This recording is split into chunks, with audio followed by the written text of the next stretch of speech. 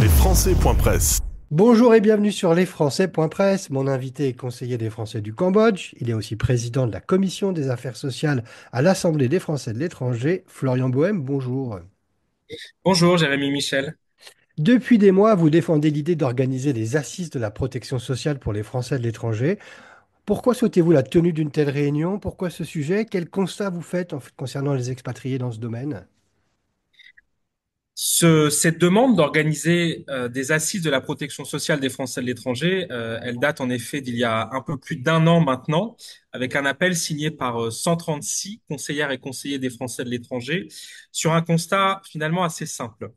Le premier point, c'est que le Covid a été un choc dans de nombreux pays et a mis en instabilité nos communautés françaises. Le deuxième point, c'est qu'on assiste, et c'est dit par beaucoup d'experts, à une multiplication des crises dans le monde entier qui, là aussi, apporte beaucoup d'instabilité. Et le troisième point, c'est qu'on a finalement, j'associerais ça à un renouvellement d'une partie des populations françaises à l'étranger. Je pense comme ça notamment aux travailleurs nomades.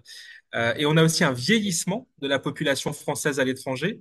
Et sur ces deux points spécifiques, ça n'a jamais été pris en compte.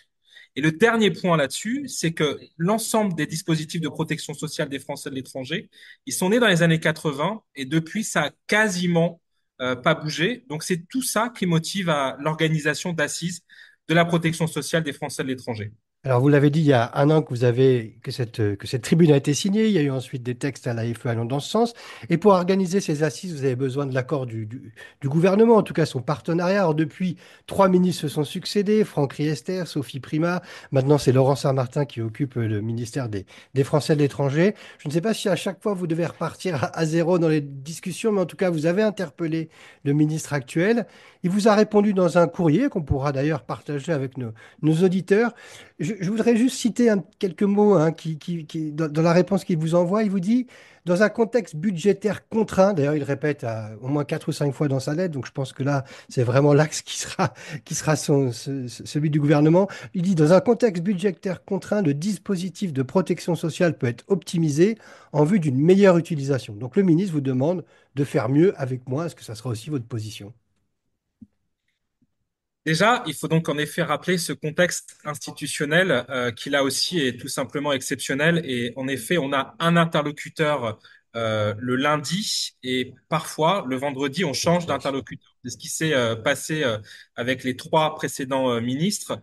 Laurent Saint-Martin, le nouveau ministre des Français de l'étranger, qui d'ailleurs s'est exprimé sur votre média et dans votre média, il a aussi annoncé être favorable à l'organisation des assises de la protection sociale. Eh bien, il l'a confirmé via un courrier que vous venez de citer et qui a été envoyé directement au bureau de l'Assemblée des Français de l'étranger, à sa présidente, les deux vice-présidents, ainsi qu'au président de la Commission des affaires sociales et aux membres de la Commission des affaires sociales.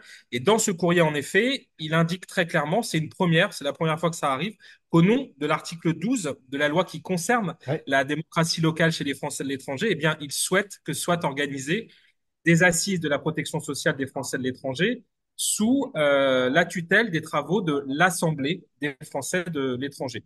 Donc c'est le premier point, je le note, et je crois que cela nous donne le top départ pour nous mettre au travail.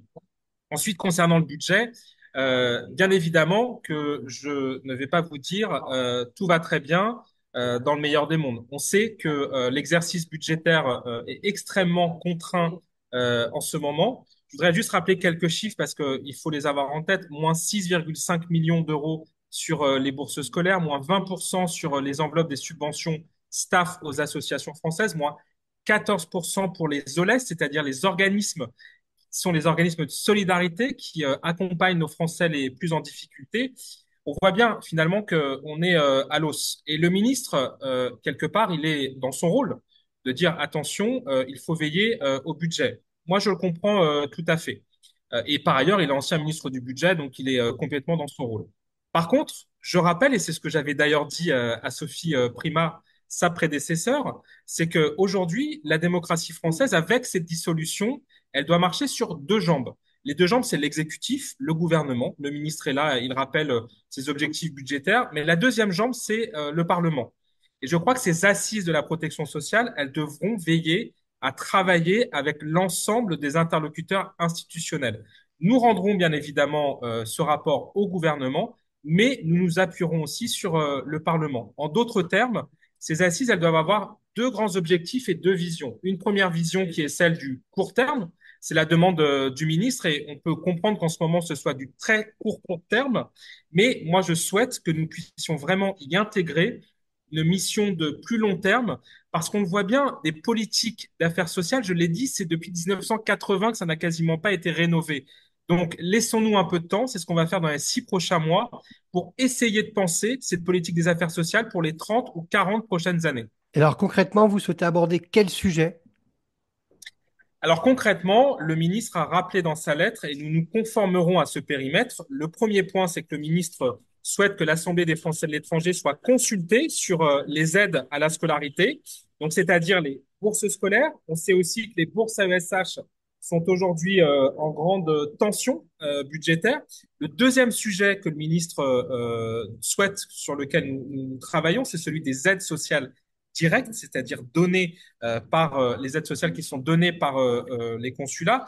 Et sur ce point, il me semble d'ailleurs aussi important d'y associer, c'est ce qui est indiqué dans le courrier, les OLES, donc c'est-à-dire ces associations qui sont là pour accompagner les personnes les plus en difficulté dans nos pays. Et enfin, le troisième sujet, il est un sujet qui parlera aussi forcément à beaucoup de lecteurs et d'auditeurs de Français.press, c'est celui de l'avenir de la Caisse des Français de l'étranger. Ben justement, là, vous évoquez la CFE, la Caisse des Français de l'étranger. Son avenir, certains effectivement s'interrogent sur sa pérennité. Vous pensez que ces assises de la protection sociale seront déterminantes justement pour son futur? Je pense qu'elles seront déterminantes parce que ce que je souhaite dans ces assises de la protection sociale, c'est aussi que l'on puisse donner la parole aux citoyennes et aux citoyens. On va pas simplement essayer de faire trois, quatre réunionites dans un bureau à Paris. C'est pas le but. On est 3 millions de Français de l'étranger. Toutes celles et tous ceux qui veulent participer à ces assises doivent pouvoir le faire d'une manière qui reste à définir. Mais je crois qu'on a des exemples qui ont montré dans un passé récent, notamment avec le grand débat national, notamment aussi avec toutes les consultations qui sont menées régulièrement par les associations de Français de l'étranger, que c'est possible. Et donc, ce que je souhaite pour la Caisse des Français de l'étranger, c'est que la parole qui sera produite dans le cadre des assises de la protection sociale soit complémentaire au travail qui est mené en ce moment par l'administration. Puisqu'il y a une inspection générale des finances, une inspection générale des affaires sociales. Alors tout ça peut être très impressionnant, mais en fait, ce sont des hauts fonctionnaires qui regardent précisément comment ça fonctionne et qui vont rendre un rapport. Eh bien, face à cela, moi, je propose que nous puissions avoir des citoyennes, des citoyens, des usagers, des adhérents de la Caisse des Français de l'étranger qui puissent eux aussi phosphorer et faire des propositions pour l'avenir de la Caisse. Eh ben, nous sommes là, les Français.press, pour vous aider dans l'animation de ce débat, pour faire aussi des consultations diverses et variées. Vraiment, notre média, vous êtes ouvert parce que ce sujet concerne directement chaque expatrié. Vous avez évoqué un calendrier de 6 mois. Est-ce que vous pouvez juste nous donner des éléments de date? Ça commencera quand? Ça devrait finir quand?